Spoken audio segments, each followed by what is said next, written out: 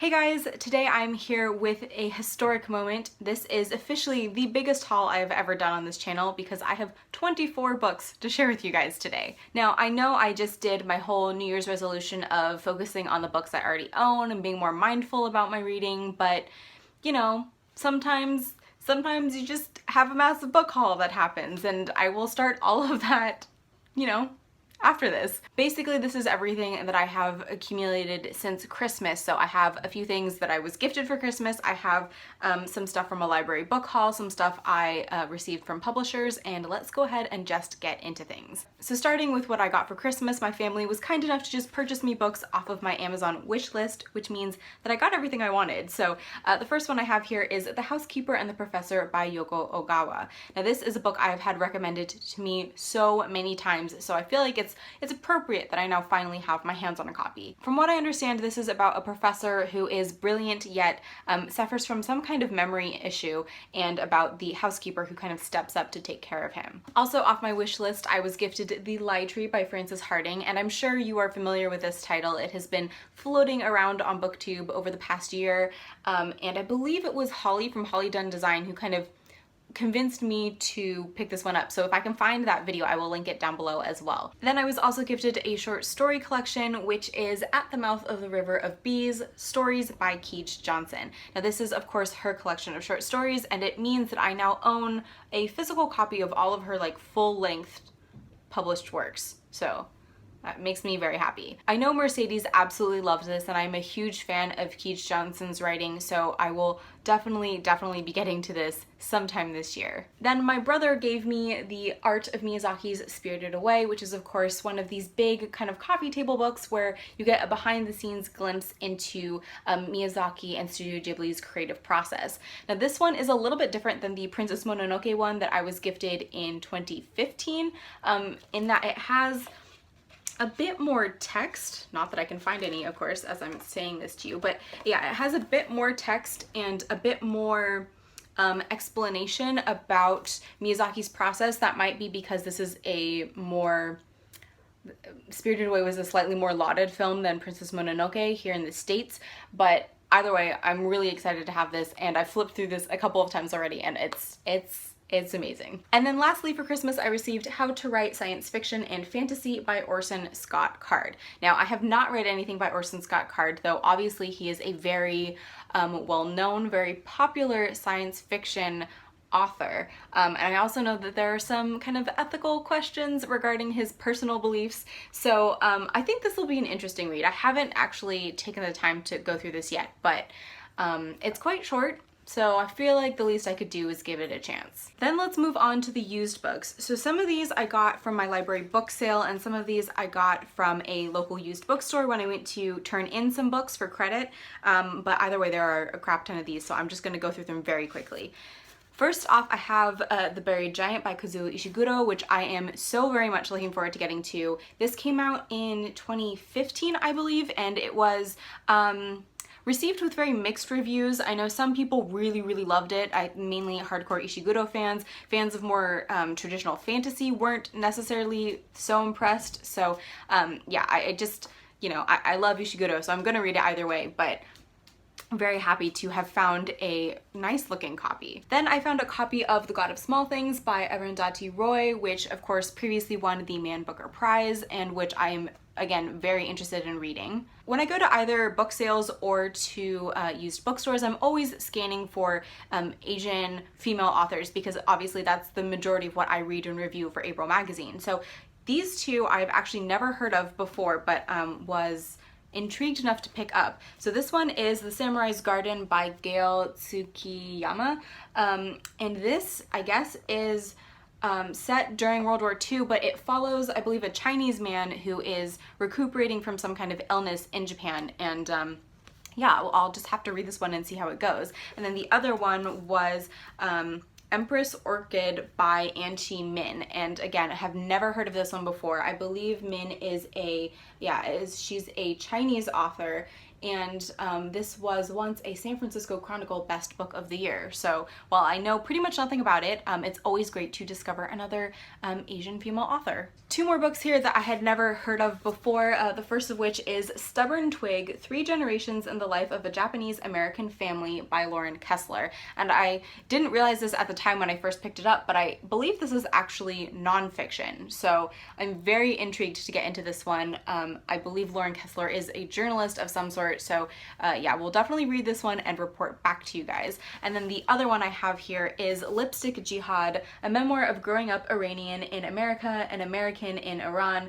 by Jada Moaveni. I definitely picked this one up because it felt so relevant to today, though this was written in 2005, so maybe it won't be, you know, completely up with current events, but I think it'll just be a really interesting look at what it is like to grow up Iranian when being Middle Eastern of any kind in the United States these days is quite, I'm sure, an interesting experience. Then the rest of these used books I picked up purely because I did actually recognize the title. So we're starting off here with Joan Didion's The Year of Magical Thinking, which is her memoir dealing with, I believe, the loss of her husband. Then I have The Curious Incident of the Dog in the Night by Mark Haddon, Atonement by Ian McEwan, and The Secret History by Donna Tartt. Now, I've never read anything by Donna Tartt, and I know that all of her books tend to be on the chunkier side, but I've heard enough good things about this one that I felt fairly confident in picking it up, and we'll just have to see how I go. And then to wrap up the used books, I have here Crazy Rich Asians by Kevin Kwan, which of course is now being made into a film, which will be super exciting to see more Asian representation on the screen. And then I have Barack Obama's The Audacity of Hope, because who doesn't need more Obama in their life at this moment in time? Okay, you guys, we are in the final stretch. So these next 2 books I received from Black Lawrence Press, which is a fantastic indie publisher here in the United States. And basically they sent me an email and said, hey, do you want to receive a review copy of this little chapbook here, which is called Perceived Distance from Impact by Camden Hilliard. Now this is a poetry chapbook, and while I'm not the most confident about poetry, I said, yeah, sure, please send it on over. And I'm so glad I did. I'm really enjoying this so far because Camden has a very strong, very confident, very unique voice to his poetry, and yeah, I'll have to figure out how to talk about this one in my February wrap-up, but so far I'm really enjoying this one. And then when I got that in the mail, they were kind enough to just throw in Retribution Binary by Ruth Bauman, and this looks very, very different than the Camden Hilliard poetry chapbook, because this seems to be more along the lines of what does Jen call this? Prose poetry. So I will also be getting to this one eventually. They are very, very short, very quick reads. But yeah, thank you very much, Black Lawrence Press. I look forward to reading this soon. Okay, and the final section of books are books that I have bought myself recently that are not used. So starting off here, we have some Star Wars books because I saw Rogue One more than once after it came out. The first one here is Rogue One, A Star Wars Story, which is obviously the official novelization of the film written by Alexander Freed. I have kind of skim read this one already, and obviously I loved it. It was great. I love the novelizations of the films because you get all of the action and all of the Star Wars awesomeness, plus a little bit more in-depth look at some of the characters' backstories and kind of, you know, their internal dialogue, which I really, really like. So I did pick up this one, and then I also picked up the prequel to Rogue One, which is Catalyst, a Rogue One novel, and this one is written by James Luceno. Now, James Luceno has written several Star Wars novels. I've read one of his before, and I really like the way he writes Star Wars fiction, so I haven't read this one yet, but I plan on reading this one and then going back and rereading this one to just kind of see how they, you know, work together. Then the day of the inauguration, I was in a pretty crap mood, if I'm honest, so I decided to, you know, buy some books, make myself feel better. And so I went on BookOutlet and got these 2 for a ridiculously amazing price. The first one I have here is Mohsin Hamid's The Reluctant Fundamentalist, which I have mentioned in a couple of different videos now, and which I am about in the middle of at the moment and really, really enjoying. This particular edition is a Vintage Anchor Emblem Canada edition. So it's obviously got this really striking purple cover. It's got purple staining on the edges of the pages as well. well, and honestly I actually find this very aesthetically pleasing. It's very simple yet very eye-catching, and if I could find other books in this same edition, I would totally go ahead and buy them. And then I was really excited to find a copy of Drifting House by Chris Lee on BookOutlet as well. This is a collection of short stories, and Chris Lee is a Korean American author. She was born in Seoul and then grew up in America, and I've heard really fantastic things about her work. I know she's been featured on a few upcoming kind of Korean author lists, so I'm definitely looking forward to getting into this one. And again, was really surprised to find this one on BookOutlet, because sometimes they don't have a really great literary selection. So, you know, go check them out if you haven't used BookOutlet before. They have ridiculous prices. They're so good.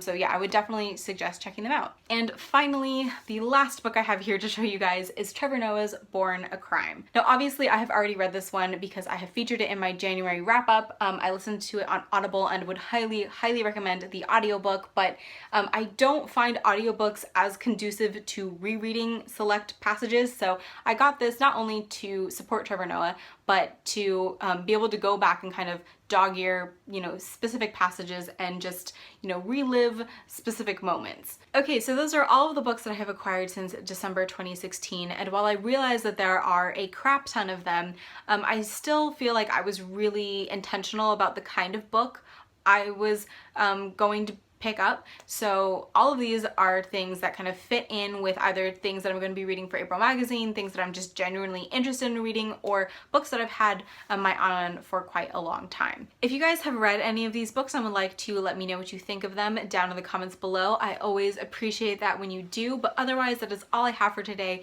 So thank you guys so much for watching. I hope you're having a fantastic day wherever you are, and I will see you next time. Bye! Okay, so now the question is, do I try and pick them up to do a thumbnail? Oh, this is gonna end so badly. Goodness. Okay. One arm. Nope. This is like... We're just gonna... Now, how do I get these down? Shoot. Did not think that through.